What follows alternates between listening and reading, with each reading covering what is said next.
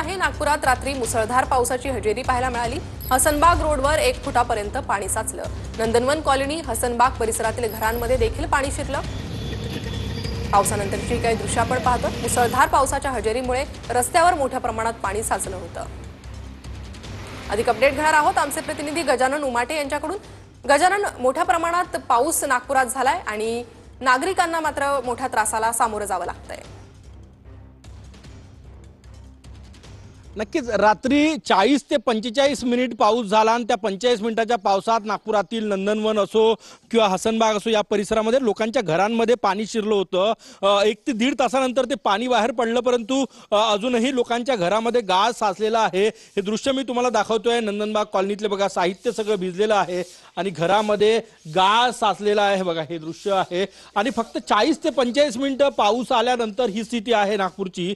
तर मुसळधार पाऊस आला, 3-4 तास पाऊस पडल्यावर नागपूरचं चित्र काय होईल याची कल्पनाही न केलेली बरी. आपण बघू शकतो दरवर्षी नंदनवन कॉलनीमध्ये पावसाचं पाणी शिरतं. यावर्षीही फक्त 40 ते 45 मिनिट रात्री पाऊस आला. फार पाऊस नव्हता तरीही लोकांच्या घरामध्ये रात्री पावसाचं पाणी शिरलं होतं आणि आता साफसफाई जी आहे ती केली जात आहे. घरातला गाळ बाहेर काढला जात आहे. सर, दरवर्षीचा प्रॉब्लेम आहे हा?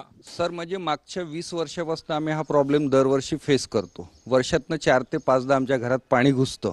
पाऊस नाही आला जास्त. एक अर्ध्या तासाच्या पावसामध्ये, कारण की इथे ओव्हरब्रिज बनवत आहेत, त्याच्यामुळे त्यांनी पूर्ण वेस्ट वॉटर लाईन सगळ्या डॅमेज करून टाकले. कारण की ते सर पूर्ण दरवर्षीच आम्ही म्हणजे फ्रीज दरवर्षी ओलं होतं, मग त्याला रिपेअरिंगला बोलवा. वॉशिंग मशीन खराब होते आमची. जर टीव्ही असेल ते जर खाली असेल, त्याचे कॉर्ड असतील, ते सगळं म्हणजे फर्निचरचा दरवर्षी सत्यानाश पण होतो सर आमचा.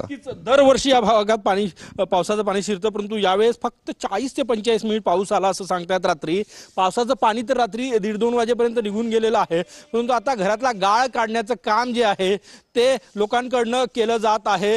भीषण परिस्थिती आहे आणि नागपुरातील हसनबाग परिसर असो, नंदनबाग कॉलनी असो, या भागामध्ये हे पावसाचं पाणी शिरलं होतं आणि सगळे नागरिक सांगतात की सिमेंट रस्ते जे आहे त्याच्यामुळे पावसाचं ड्रेनेज सिस्टम प्रॉपर नाही आणि त्यामुळे लोकांच्या घरामध्ये पावसाचं पाणी शिरलं जातं. आपण ही परिस्थिती नागपूरच्या नंदनवन कॉलनीतली ही परिस्थिती आहे. बघा हे घर बघा, या गाडीमध्ये बघा हे दृश्य. जे ग्राउंड लेवलचे घरं आहेत तळमजल्यावरचे, त्यांच्या प्रत्येकाच्या घरामध्ये पाणी शिरलेलं आहे. त्यामुळे नागरिकांना नाहक त्रास सहन करावा लागतोय. गजानन, धन्यवाद या सविस्तर माहितीसाठी.